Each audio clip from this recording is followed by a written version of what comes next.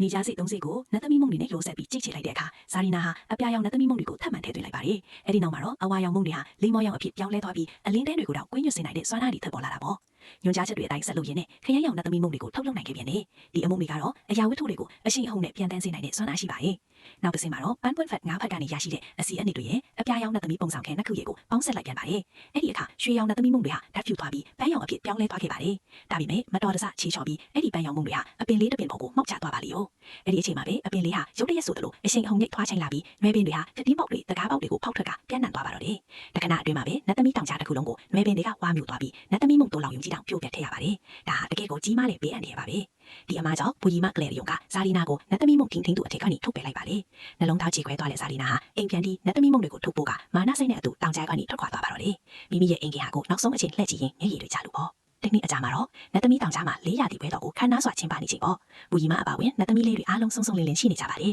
အဲ့ဒီအချိန်မှာပဲခန်းမတစ်ခုလုံးပန်းရောင်ပန်းပွင့်တွေဝေစားနာခဲ့တယ်အားလုံးကဒါဟာဖျော်ဖြေပွဲရဲ့အစီအပိန်တစ်ခုလို့ထင်မှတ်ခဲ့ကြပြီးမြဲတကယ်တော့ဒါဟာဇာလီနာရဲ့လက်ချက်ပါတင်ကပဲနဲ့သူမရဲ့ထွန်းချင်းအနေငယ်ကပဲတခုခုမားနေပြီဆိုတာသိလိုက်ပြီးအချိန်မီရှောင်တင်းနိုင်ခဲ့ကြပါတယ်ဂျန်နဲ့နတ်သမီးလေးတွေအားလုံးကတော့အမုံတွေကြောင့်နစ်နစ်ချိုက်ချိုက်အိပ်ပျော်သွားကြပါတော့တယ်ဒီအခွင့်အရေးကိုတုံးပြီးဇာလီနာဟာအဖိုးထမ်းလာတဲ့အပြာရောင်နတ်သမီးမုံတွေကိုခိုးယူသွားခဲ့ပါတယ်အပြာရောင်မုံတွေမရှိရင်နတ်သမီးတွေပြန်တန်းဆွမ်းဆုံးရှုံးသွားမှာမို့တင်ကပဲတို့အခွင့်လေးချက်ချင်းဆိုသလိုနှောက်ရောင်ခံလိုက်ကြပါတော့တယ်ပင်လေကန်းချီကိုရောက်တဲ့အခါမှာတော့ပင်လေဓားပြားတွေကိုတွေ့လိုက်ရတယ်။ဇာလီနာဟာဓားပြားတွေရဲ့ဖန်ဆီးခြင်းကိုခံထားရတယ်လို့သူတို့ထင်ခဲ့ကြပြီးမြဲတကယ်တမ်းမှာတော့ဇာလီနာဟာအဲ့ဒီပင်လေဓားပြားတွေရဲ့တင်ပေါ်ကပ်တင်ဖြစ်နေတာကိုတွေ့လိုက်ရလို့အားလုံးဆွတ်လာသွားကြပါတယ်။အပြာရောင်မုံတွေကိုပြန်လဲယူရဖို့သူတို့တွေစီစဉ်ကြပါတယ်။ဦးရင်စုံတဲ့သမီးကရဲမောပင်တွေကိုအတုံးပြုပြီးပင်လေဓားပြားတွေကိုတိုက်ခိုက်တယ်။အလင်းတဲ့သမီးကမျက်စိကျင်းအောင်လုပ်တယ်။အမြန်ပလန်တဲ့သမီးကအပြာရောင်မုံကိုလူယူဖို့ကိုးစားခဲ့ကြပါတယ်။နောက်ဆုံးမှာတော့သူတို့အပြာရောင်မုံကိုရယူနိုင်ခဲ့ပြီးထွက်ပြေးကိုစူးစမ်းခဲ့ပြီးမြဲဇာလီနာကရောင်ရောင်တဲ့သမီးမုံတွေနဲ့ပြန်လဲတိုက်ခိုက်လိုက်ပါတော့တယ်။နတ်သမီးလေးတွေဟာရေတခွန်းထဲကိုလွင့်စင်သွားကြပြီးတတိယလာတဲ့အခါမှာတော့သူတို့ရဲ့ပင်ကိုစွမ်းရည်တွေဟာတဦးနဲ့တဦးပြောင်းပြန်တွေဖြစ်ကုန်ကြပါတော့တယ်။တင်ကပဲဟာရေနဲ့သမီးဖြစ်သွားပြီးရေကိုမထိန်ချုပ်တတ်တာကြောင့်အားလုံးရေတခွန်းထဲကနေကမ်းခြေပေါ်ကိုလှိမ့်ဆင်းသွားကြရတယ်။ဒီလေးဆန်းစုံတဲ့သမီးကလည်းမတော်တဆဦးကြီးတစ်လုံးကိုနင်းမိရကနေ